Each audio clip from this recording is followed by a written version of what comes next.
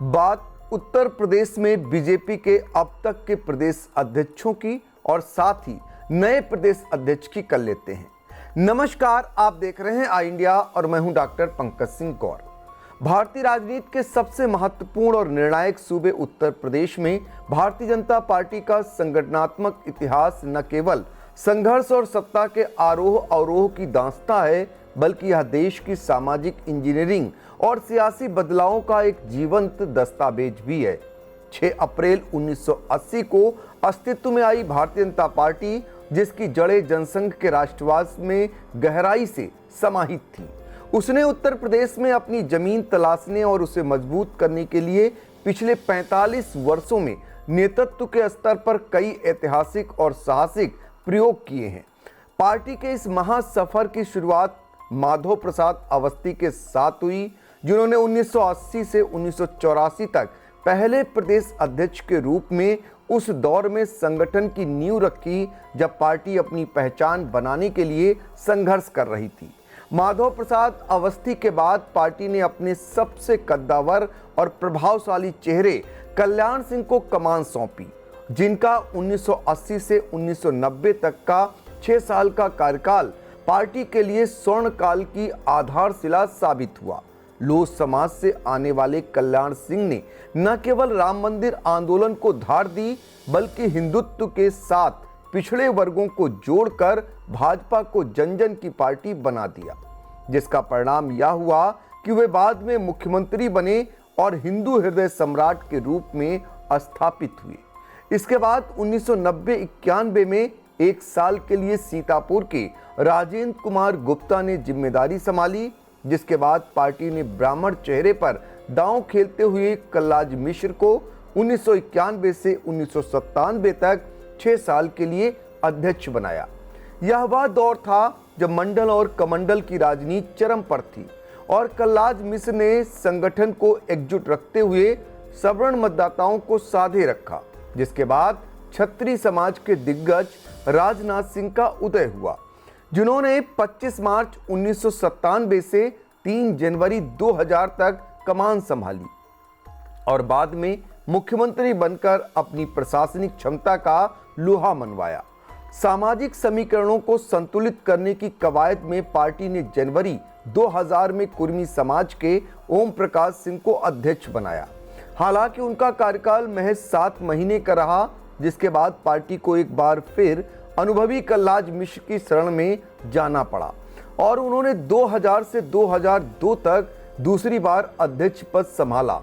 2002 में जब लोकसभा चुनावों की आहट थी, तब राम मंदिर आंदोलन के फायर ब्रांड नेता और कुर्मी समाज के विनय कटियार को 2002 से 2004 तक अध्यक्ष बनाकर पार्टी ने हिंदुत्व और ओबीसी का कार्ड खेला।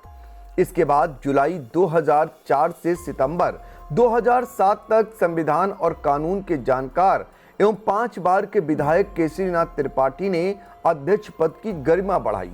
2007 में बसपा की पूर्ण बहुमत की सरकार बनने के बाद पार्टी ने संगठन को फिर से खड़ा करने के लिए डॉक्टर रमापति राम त्रिपाठी को 2007 से 2010 तक जिम्मेदारी दी, जिसके बाद भूमिहार समाज के कद्दावर नेता सूर्य प्रताप शाही ने 2010 से 2012 तक कमान संभाली।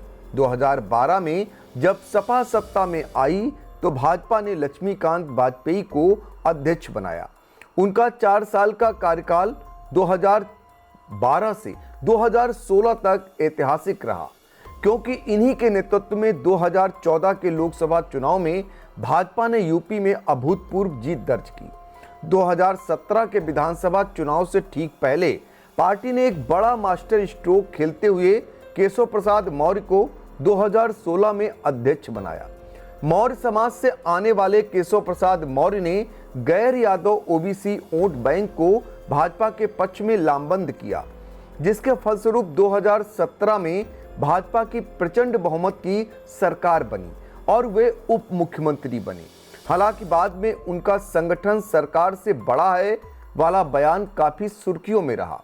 इसके बाद 2017 से 2019 तक ब्राह्मण चेहरे के रूप में महेंद्र नाथ पांडे ने कमान संभाली, जिनके कार्यकाल में 2019 के लोकसभा चुनाव में पार्टी ने 62 सीटें जीती। 2019 में एक बार फिर कुर्मी समाज के स्वतंत्र देव सिंह को 2022 तक के लिए अध्यक्ष बनाया गया, जिनकी शांत और सरल कार्यशैली में पार्टी ने 2022 का विधानसभा चुनाव जीतकर दोबारा सत्ता हासिल की। अगस्त 2022 में पश्चिमी यूपी में पकड़ मजबूत करने के उद्देश्य से जाट समाज के भूपेंद्र सिंह चौधरी को अध्यक्ष बनाया गया, जो वर्तमान तक कार्यरत हैं। उनके कार्यकाल में 2024 के लोकसभा चुनाव में पार्टी को इंडी गठबंधन से कड़ी चुनौती मिली और सीटें 33 तक सिमट गईं। लेकिन बाद में उपचुनाव में पार्टी ने वापसी के संकेत दिए। अगर हम 1980 से 2025 तक के इस पूरे कालखंड का विश्लेषण करें तो भाजपा ने जातिगत समीकरणों को साधने में कोई कसर नहीं छोड़ी है। इन 45 सालों में पार्टी ने सबसे ज्यादा 6 ब्राह्मण अध्यक्ष, जिनमें कल्लाज मिश्र 2 बार, केसीनाथ त्रिपाठी, रमापत राम त्रिपाठी, लक्ष्मीकांत वाजपेयी, डॉक्टर महेंद्र नाथ पांडे को अध्यक्ष बनाकर अपने कोर वोट बैंक को संदेश दिया।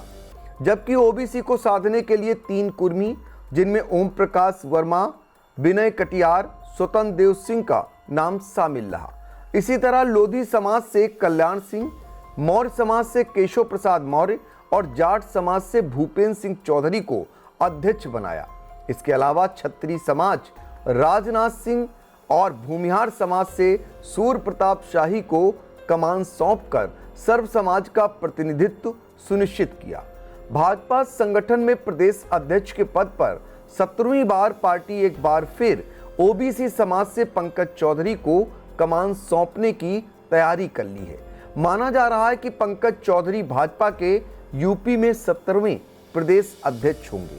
फिलहाल भाजपा के नए प्रदेश अध्यक्ष की घोषणा 14 दिसंबर को होगी। भाजपा का अब तक का इतिहास बताता है कि भाजपा ने समय और परिस्थितियों के अनुसार न केवल अपने नेतृत्व में बदलाव किया, बल्कि जनसंघ की विचारधारा को यूपी की जटिल जातिगत राजनीति के सांचे में ढालकर शून्य से शिखर तक का सफर तय किया। फिलहाल यूपी में बीजेपी के 17वें प्रदेश अध्यक्ष के सामने सबसे बड़ी चुनौती 2027 में होने वाले विधानसभा चुनाव है। संपन्न हुए लोकसभा चुनाव का बदला लेना रहेगा और साथ ही योगी राज की प्रभावशाली सरकार से संगठन के बीच सामंजस्य बनाए रखना चुनौती रहेगा। इस पूरी खबर पर आपकी अपनी राय क्या है? आई इंडिया के कमेंट बॉक्स में जाकर आप भी रख सकते हैं।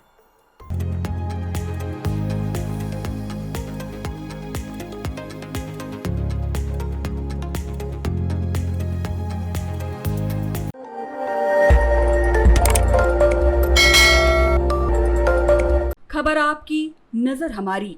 देखते रहिए आई इंडिया।